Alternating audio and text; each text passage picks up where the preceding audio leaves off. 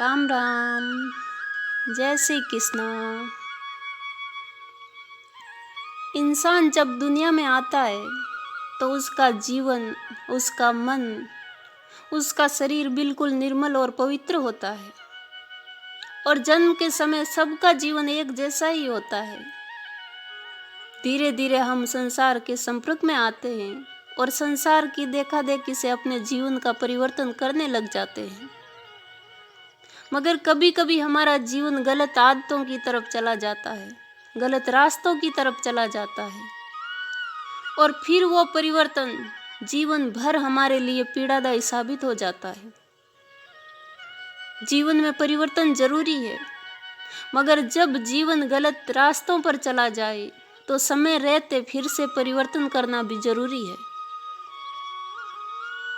किसी गांव में एक सेठ जी रहते थे। सेठ जी बहुत ज़्यादा अमीर थे। घर परिवार में किसी भी चीज़ की कोई कमी नहीं थी।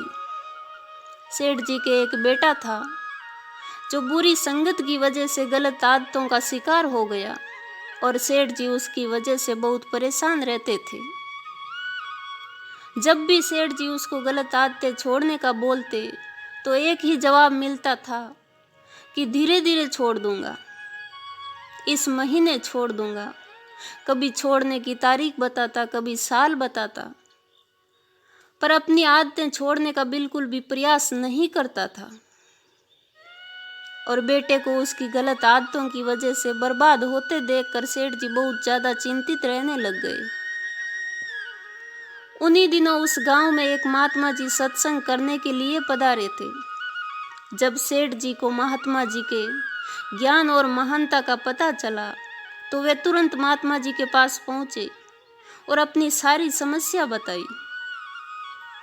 महात्मा जी ने सेठ जी की पूरी बात ध्यान से सुनी और दूसरे दिन अपने बेटे को साथ में लेकर आने का बोला।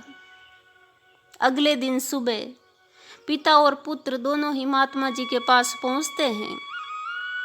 महात्मा जी पुत्र से बोले कि पास में ही एक बगीचा है, चलो हम दोनों थोड़ी देर घूम कर आते हैं। और सेठ जी को वहीं पे बैठा दिया। वो बेटे को लेकर बगीचे में घूमने जाते हैं। चलते चलते ही महात्मा जी अचानक रुके और बेटे से कहा कि सामने ये जो छोटा सा पौधा दिख रहा है, क्या तुम इसे उखाड़ सकते हो? तो बेटा बोलता है, अभी उखाड़ देता हूँ, इसमें कौन सी बड़ी बात है। और ऐसा कहते हुए उसने आसानी से उस पौधे को उखाड़ कर गुरुजी को दे दिया। फिर वो दोनों आगे बढ़ने लगे। थोड़ा आगे चलकर महात्मा जी ने एक और पौधे की तरफ इशारा किया जो थोड़ा बड़ा था और बोले कि तुम इस पौधे को भी उखाड़ सकते हो क्या? तो वो तुरंत पौधा उखाड़ने लग गया। उसको तकलीफ तो उठानी पड़ी पर काफी प्रयास के बाद उसने वो पौधा भी उखाड़ कर गुरुजी को दे दिया। और फिर वे दोनों थोड़ा आगे बढ़ गए और आगे चलकर गुरुजी ने एक बहुत बड़े पेड़ की तरफ इशारा किया और बोले कि इसको उखाड़ दो। बेटा पेड़ के पास जाता है, तना पकड़ता है और पेड़ को जोर जोर से हिलाने की कोशिश करता है, पर पेड़ नहीं हिलता है। जब बहुत प्रयास के बाद भी पेड़ को नहीं हिला पाया तो गुरुजी से बोला कि ये तो बहुत मजबूत पेड़ है, मैं इसे नहीं गिरा सकता। तब गुरुजी ने वो दोनों पौधे जड़ों समेत बेटे के सामने रखे और बोले कि एक को तो तुमने बहुत आसानी से उखाड़ दिया और दूसरे को काफी प्रयास के बाद उखाड़ दिया, पर तीसरे को तुम हिला भी नहीं पाए, इसका कारण क्या है? तो बेटे ने कहा कि पहले की जड़ें तो बहुत ऊपर ही फैली थी और दूसरे पौधे की जड़ें थोड़ी गहरी थी और पेड़ की जड़ें तो जमीन में बहुत ज्यादा गहराई तक चली गई है, इसलिए उसे उखाड़ना मुश्किल है। तो महात्मा जी ने उसे प्यार से समझाते हुए कहा कि बेटा ठीक ऐसे ही बुरी आदतें भी हमारे जीवन पर अपना असर छोड़ती है।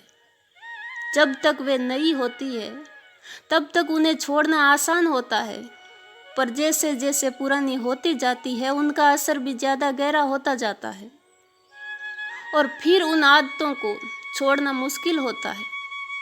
इसलिए जिस वक्त हमें ये लगने लग जाए या हमारे माता पिता को ये लगने लग जाए कि हमारी ये आदत खराब है, हमारा ये रास्ता खराब है जो हमारे पूरे जीवन को बर्बाद कर सकता है, उस वक्त उन गलत आदतों को, गलत कार्यों को या गलत संगत को जल्दी से जल्दी छोड़ देना, अपने जीवन से उखाड़ कर फेंक देना।